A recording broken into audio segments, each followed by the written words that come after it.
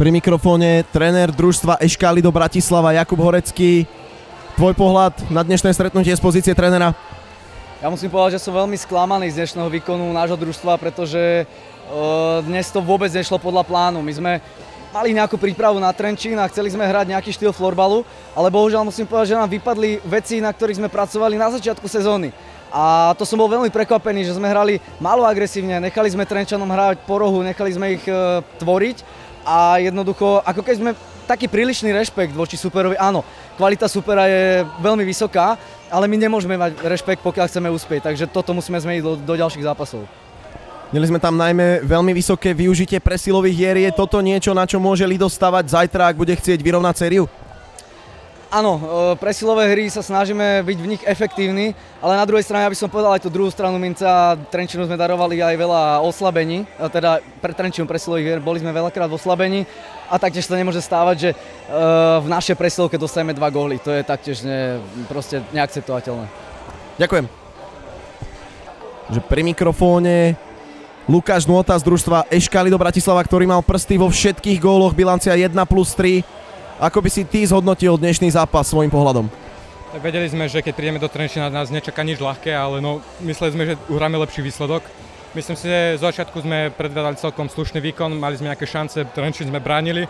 No potom postupom času, keď sme dostali možno zbytočné góly a my nepremenali naše šance, tak Trenčín nám unikal a my sme potom museli viac otvoriť hru. A Trenčín naše breaky dokonca aj v ich oslabení využíval, čo proste by sa nemalo stávať. Takže nebol to od nás veľmi dobrý výkon, ale zajtra nás čaká ďalší zápas, tak hádam, to bude lepšie zajtra. Čo možno zlepšiť do zajtrajšieho zápasu, aby sa vám podarilo o týždeň do Bratislavy cestovať so stavom série 1-1? Tak určite musíme premeniť niektoré tie naše šance, ktoré boli celkom jasné a jasné, aj bráni to super a viac lepšie obrane. Nechávali sme veľmi priestor pred bránou a z toho nám dali pár rovnakých gólov, takže určite musíme na tomto hlavne zapracovať. Ďakujem. Pri mikrofóne slovenský reprezentant Tomáš Kvasnica z družstva 1. FBC Florbal Trenčín. Tomáš, ako by si ty zhodnotil dnešný zápas? Zápas hodnotím pozitívne. Vyhrali sme 10-4, aj keď sme tam mali takú horšiu pasáž, kde Lido malo čisté šance, mohli to premeniť šance do prázdnej brány, kde nás podržal brankár Ďurmek a za to môžeme byť radi, lebo by sa to mohlo skomplikovať, ale postrážili sme to skúsene, si myslím, neohrozili nás, že na jeden gól, takže viac menej sme to mali pod kontrolou, ale zajtra musíme ešte trošku šrapnúť do toho a myslím si, že to bude fajn. Zajtra vás čaká ďalší duel rovnako o 17:00. Ako sa pripravíte na tento duel, aby ste ho zvládli a do Bratislavy o týždeň cestovali so stavom série 2-0 pre obhajcu titulu? Tak musíme sa nastaviť v hlavách, že je to stále 1-0, hráme na 3 víťazné a musíme hlavne zregenerovať do zajtra, oddychnúť si a znova do roboty, šichta pokračuje, takže tak. Ďakujem.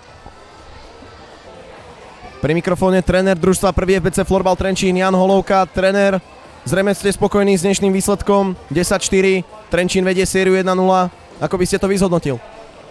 Přesně, tak vedeme 1-0, to je teď důležité, vyhrali jsme, což je fajn, ale dostali jsme 4 branky v oslabení a to už moc fajn není, to znamená, musíme tady tu obranou fázi hlavně v oslabení zlepšit.